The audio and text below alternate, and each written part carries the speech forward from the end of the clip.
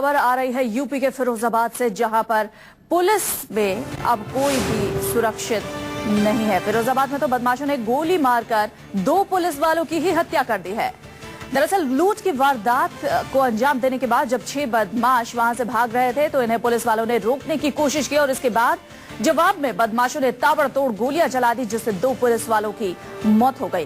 फिलहाल पुलिस ने पूरे इलाके में तलाशी अभियान छेड़ा हुआ है और आपको बता दें, बदमाशों से अब पुलिस वाले भी सुरक्षित नहीं है। लूट की अंजाम देकर ये बदमाश वहां से भाग रहे थे। यूपी के फिरोजाबाद की यह घटना है, जहां पर इन बदमाशों को पकड़ने के लिए जब पुलिस वाले आगे आए, इन्हें रोकने की कोशिश की तो इन बदमाशों ने पुलिस वालों पर ही ताबड़तोड़ फायरिंग शुरू कर दी और इसमें 2 पुलिस वालों की मौत भी हो गई है। फिलहाल पुलिस सक्रिय हुई है और इन बदमाशों के लिए तलाशी अभियान पूरे एरिया में जारी है और जल्द से जल्द इन बदमाशों को पकड़ने की कोशिश की जा रही है। उत्तर प्रदेश के फिरोजाबाद की ये घटना है। उत्तर प्रदेश में कानून व्यवस्था किस कदर लचर है, इसकी बानगी हम आपको आए दिन न्यूज 24 पर दिखाते रहते हैं। किस कदर यहाँ पर कानून व्यवस्था बिल्कुल ठप हो चुकी है और ऐसे में बदमाशों के ठेंगे पर ही कानून है।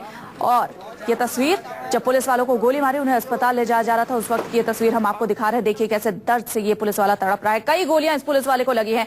2 पुलिस वाले की तो मौके पर ही मौत हो गई है और फिलहाल इन बदमाशों का अभी तक कोई भी सुराग पुलिस के हाथ नहीं लगा है। कहां है ये बदमाश, तलाशी अभी भी जारी है और इन बदमाशों की धरपकड़ के लिए पूरे एरिया में पुलिस फिलहाल सक्रिय है। हमारे संवाददाता अशोक तिवारी से पर ज्यादा बातचीत के लिए हमारे साथ टेलीफोन लाइन पर जुड़ गए। अशोक, अब तो पुलिस वालों पर ही बदमाशों का हमला। जी बिल्कुल, ये बहुत बड़ा सवाल है उत्तर प्रदेश पुलिस के लिए, उत्तर प्रदेश की सरकार के लिए।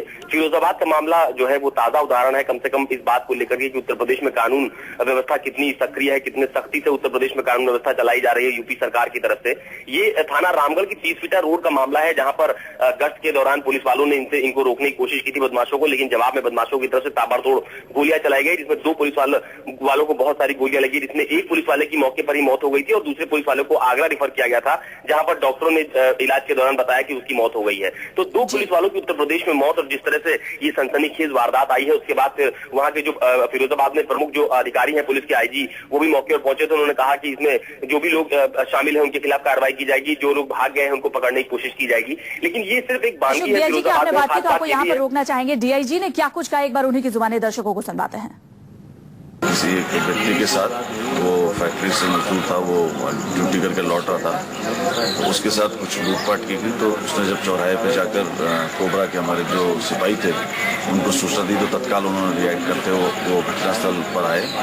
तो जैसे ही वो वहाँ पर पहुंचे, बदमाशों ने एक साइड गली से उन पर अचानक फायर कर दिया और एक सिपाही की मौके पर ही डेथ हो गई। दूसरे को तत्काल जानकारी होते उसको आगरा इलाज के लिए भेजा गया, जहाँ पर उसकी भी डेथ हो गई। उसके पश्चात सूचना प्राप्त हुई, हम सभी लोग यहाँ पर फिरोजाबाद में पूरे चारों तरफ से नाकेबंदी की गई है और चेकिंग करवा रहे हैं।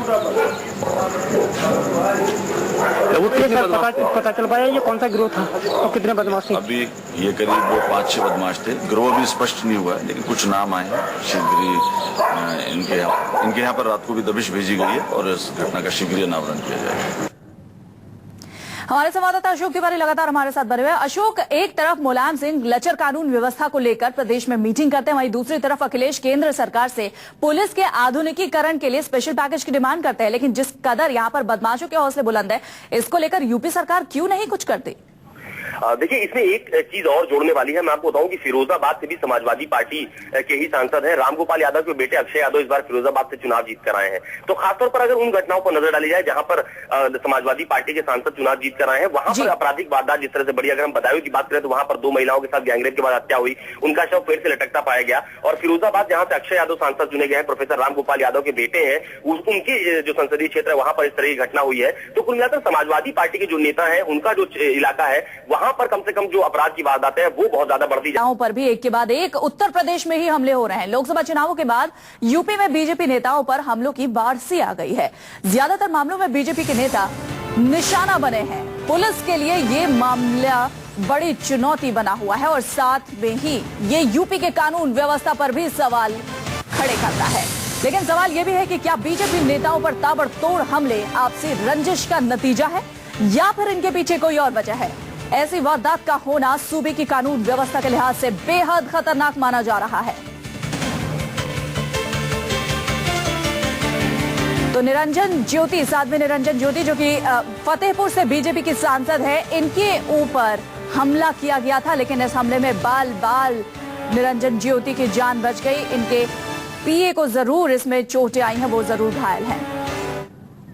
पिछले 9 दिनों में 5 नेताओं पर जो हमले हुए हैं, हम आपको बता रहे हैं। 7 जून को दादरी में बीजेपी नेता विजय पंडित की गोली मारकर हत्या कर दी गई थी। 7 जून की ये बात है। वहीं 10 जून को मुजफ्फरनगर में बीजेपी नेता ओमवीर फौजी की हत्या कर दी गई। 7 तारीख और 10 तारीख में, इस 3 दिन का फर्क। वहीं 14 तारीख को फतेहपुर में बीजेपी सांसद निरंजन ज्योति पर जानलेवा हमला किया गया।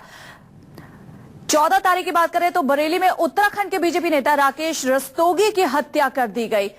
लगातार एक के बाद एक जिस तरीके की ये घटनाएं सामने आ रही हैं, उसमें देखना यह है कि आखिर बीजेपी के नेता निशाने पर क्यों हैं, आखिर क्यों बीजेपी के नेताओं को निशाना बनाया जा रहा है। आम आदमी तो यहां पर सुरक्षित नहीं है, लेकिन खास को भी यहां निशाना बनाया जा रहा है।